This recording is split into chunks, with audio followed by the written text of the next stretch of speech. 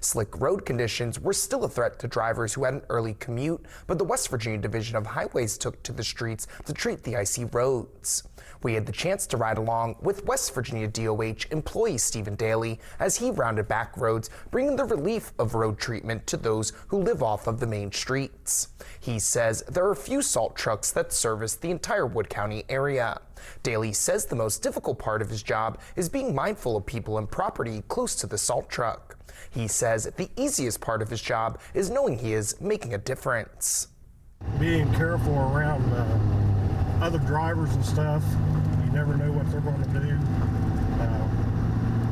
Just dealing with the public. Try not to run over mailboxes because you do get in tight spots. Being careful and taking care of the county.